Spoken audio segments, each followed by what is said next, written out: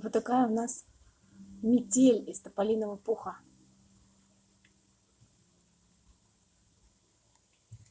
На улице просто невозможно сегодня в нашем районе дышать.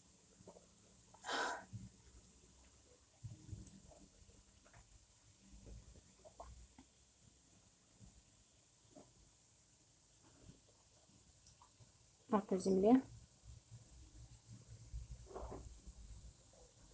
пух, и в воздухе столько пуха.